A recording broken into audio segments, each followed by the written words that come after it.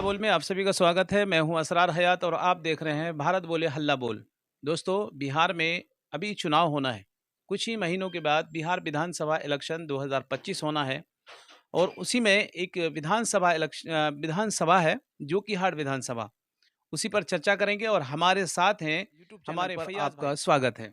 बहुत बहुत फैयाज शुक्रिया। भाई, आपसे सवाल है, जो कि हाट में अभी मौजूदा वक्त में सबसे ज्यादा मजबूत कौन, शाहनवाज या सरफराज? जोकीहाट विधानसभा में देखें, मेरा जो ताल्लुक है वो बिहार के जोकीहाट विधानसभा से ही है, जिसमें कि पंचायत है मटियारी पंचायत, जो कि काफ़ी असर भी रखता है। मैं उस पंचायत से ताल्लुक़ रखता हूँ और तमाम की तमाम पार्टियों की नज़रें वहाँ बनी रहती है। तो अभी आपने सिर्फ 2 नाम लिए हैं, शाहनवाज़ और सरफराज।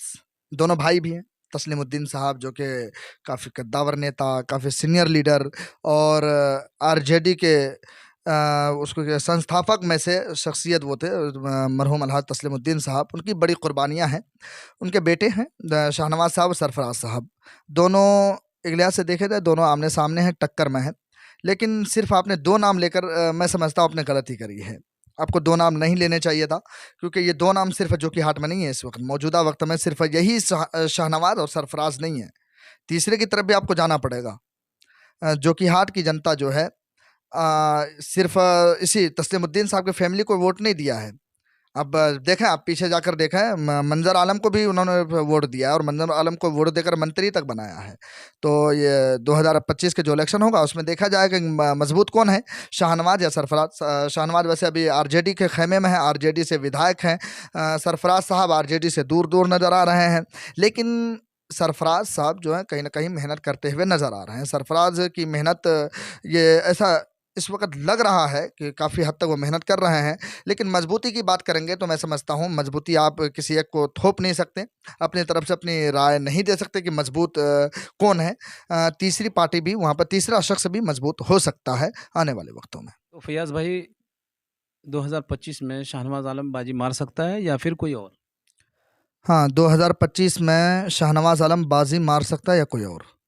ये आप अगर देखें पिछले इलेक्शन के रिकॉर्ड को अगर उठाकर देखें तो मैं नज़र आती है बात कि शाहनवाज आलम जो कि पहले आरजेडी से विधायक बने, उसके बाद जो आरजेडी से मामला ख़राब होता है, फिर एमआईएम में जाते हैं, फिर से विधायक बन जाते हैं, फिर जाके फिर आरजेडी में चले आते हैं।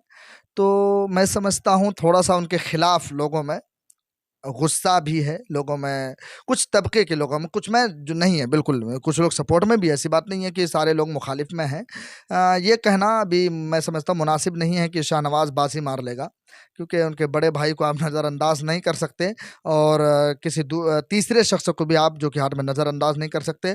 और वहाँ पर जो एक असर डालता है, जिसको आप यूँ कहें कि नॉन मुस्लिम वोटर, जो कि आप जानते हैं जोकीहाट में तकरीबन 70% मुसलमान हैं, उसके बाद जो है तकरीबन 30 से 32% वहाँ पर हिंदू वोटर भी है, वो भी असर रखता है। यादव और दलित समाज के वोटर भी असर रखता है। तो ये देखने वाली बात होगी क्या शाहनवाज और सरफराज किसके टिकट से आते हैं, कौन उनको टिकट देता है, कैसे वो आते हैं।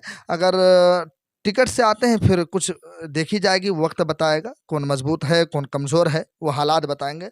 आने दीजिए वक्त, इंशाल्लाह सब चीज़ पता चलेगा जोकीहाट में। देखिए, दूसरा सवाल आपसे ये है कि 2 कैंडिडेट अभी एमआईएम की तरफ से जो है कि नज़र आ रहा है। एक अब्दुल्ला सालिम चतुर्वेदी साहब और दूसरा मुर्शिद आलम साहब। तो इन दोनों में क्या लगता है आपको कि कौन जो कि हाट के लिए बेहतर होगा, एमआईएम की अगर हम बात करें तो? हाँ, ये जो है ना, मेरे ख़्याल से ये सवाल एमआईएम वाले सही से बताएँगे कि कौन सही है। लेकिन बहैसियत जोकीहाट की जनता, मैं इस बात को कह सकता हूँ कि कौन बेटर या कौन सही या कौन गलत।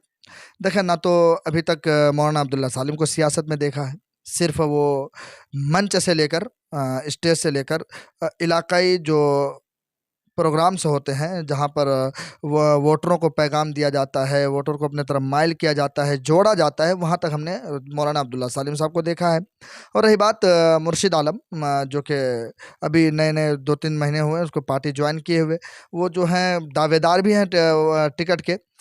वो सियासत में है, मौजूदा वक़्त में सियासत में है, जो कि पलासी प्रखंड के मियाँपुर पंचायत से मुखिया हैं, वो सियासत में है। मौलाना अब्दुल्ला सालिम साहब सियासत में फ़िलहाल नहीं है किसी पद पर। चाहे वो मुखिया हो, चाहे वार्ड मेंबर हो या किसी और पद पर नहीं है। लेकिन एमआईएम के लिए तो बहुत मेहनत की है ना। हाँ, वही उसी पर मैं आ रहा था कि एमआईएम के लिए मेहनत जो है अब्दुल्ला सालिम ने साहब ने की है, लेकिन जोकीहाट की जनता जो है देखेंगे कि अगर किसको टिकट देता है एमआईएम, उसके ऊपर फैसला है। देखें, मैंने शुरू में ही कहा जोकीहाट की जनता बड़ी चालाक है, वो देखते हैं किधर हमें जाना है, किसको वोट देना है। तो एमआईएम वाले अगर सही फैसला लेता है, सही फैसला उनके तरफ से होती है, तो फिर बात होगी कि एमआईएम किनको अब्दुल्ला सालिम साहब को दे दे तो वो भी ठीक है। लेकिन अब्दुल्ला सालिम साहब को नहीं देते हैं तो कोई अच्छी शख्सियत को दे। मुर्शिद आलम मुखिया ज़रूर हैं, लेकिन अगर उनको टिकट देते हैं तो कहीं ना कहीं लोगों में नाराज़गी दिख सकती है, क्योंकि नए नए आए हैं। अभी एमआईएम की तरफ से लोग ज़ख्म खाए हुए हैं, बहुत सारे लोग जो है उनको ज़ख्म दिया है, 4-4 विधायक एक साथ ज़ख्म दिया है। तो लोगों में कहीं ना कहीं ये भी है कि मुर्शिद आलम भी जदयू से आए हैं, ये नहीं कि कहीं दूसरी जगह सियासत में थे ही नहीं, अचानक पार्टी ज्वाइन करे और अचानक उनको टिकट मिल रहा है, ऐसी बात नहीं है। वो जदयू से चुनाव लड़ चुके हैं जोकीहाट विधानसभा का। तो अगर उनको टिकट देते हैं तो आवाम के बीच में ये बात ज़रूर शक व शुबा रहेगी कि मुर्शिद आलम को टिकट मिलने के बाद जो है वो हो सकता है जीतने के बाद निकल ले दूसरी पार्टी में, इसका कोई गारंटी नहीं है। लेकिन मौलाना अब्दुल्ला सालिम को लेकर लोग ये कह रहे हैं, लोगों की तरफ से बात होती है, जोकीहाट में हम रहते हैं, जोकीहाट हमारा इलाका है, तो लोगों का कहना यह है कि ये मौलाना है, हो सकता है अपनी बात पर कायम और दायम रहे। तो इस पर जो है एमआईएम को सोचनी चाहिए, उस पर विचार करनी चाहिए। चलिए, हमारे साथ थे ये फैयाज़ भाई, जो कि प्रखंड से ताल्लुक़ रखते हैं। दोस्तों, आपको वीडियो कैसा लगा? हमारे वीडियो के कमेंट सेक्शन में कमेंट ज़रूर कीजिए और हमारे चैनल को सब्सक्राइब कीजिए और बेल आइकन को ज़रूर दबाइए और दोस्तों के साथ शेयर भी ज़रूर कीजिए। बहुत बहुत शुक्रिया।